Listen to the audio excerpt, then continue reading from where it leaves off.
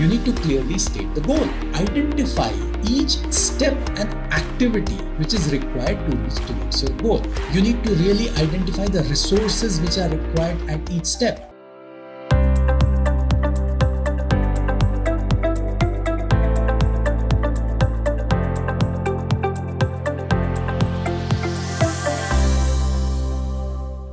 Welcome to the stage 4 of taking charge of your career.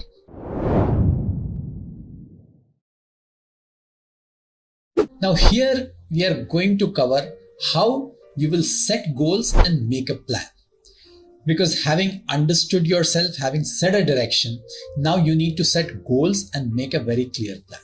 So what are the steps involved in this process? Let's try to understand, because it's important that you need to have very clearly defined goals. You need to have a plan which will take you in the direction in which you want to go so that you can ultimately become successful. Now, the first thing and the foremost thing is you need to clearly state the goal. You need to define it very clearly, that what do you want to achieve? What is your goal? Where exactly you want to reach? In what time frame? Make a short-term goal, make a medium-term goal, make a long-term goal. You need to do all that. So that's the first level, where you need to create a goal card and clearly state your goal. Now, having done that, then you have to identify each step and activity which is required to reach towards your goal.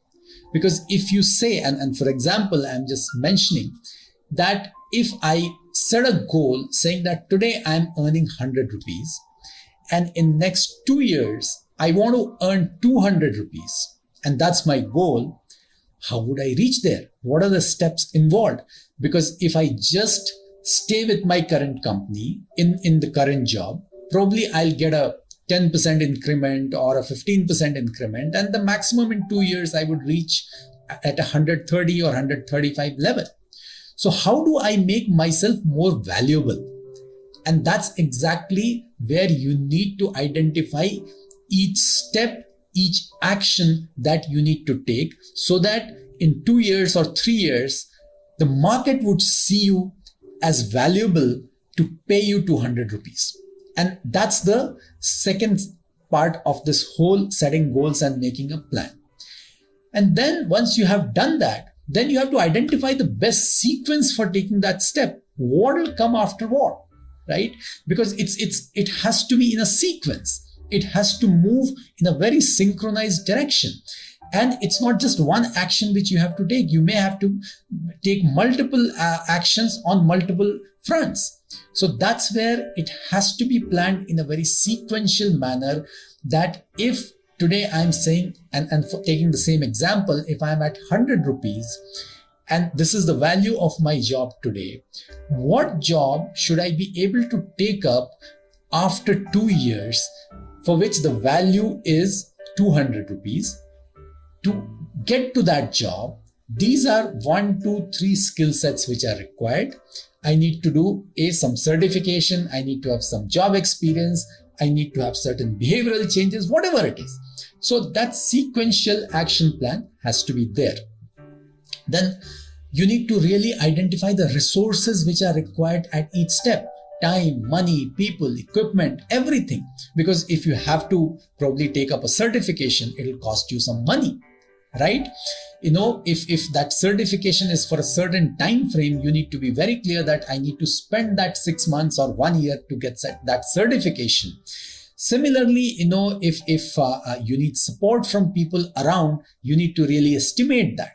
So all that is required. You know, a very, very detailed level planning is required. And I've seen there are people who are so focused on their plan that they announce it in their families saying that for next 2 years, I'm going to focus on this and I'm going to achieve it. So I don't want any sort of distractions and I just want to remain focused. There are a lot of people who do that. So clearly in your mind also, you have to be clear that what is the social aspect of your life that you need to regulate, so that you need to focus clearly on your goals, on your plan. And then you also need to do risk assessment, right? And have a contingency plan which is ready. Because if this does not happen, what else I will do, because not necessarily at every time whatever you plan you will become successful, because sometimes situations present in front of you which you have no control over, and that's where you need to probably not necessarily keep moving straight. Sometimes it's good to take a sideways route also, so that you still achieve your goal. So you need to have your contingencies ready, you need to have an alternate action plan ready. So this third stage is all about investing in yourself, right? And trying to figure out that how do I prepare myself so that 100 to 200s journey that I want to cover, and it could be your own journey, your own goal post, whatever you want to achieve. I just gave you an example. You need to clearly invest in yourself to cover that journey, and that's how you can make this step 3 more meaningful.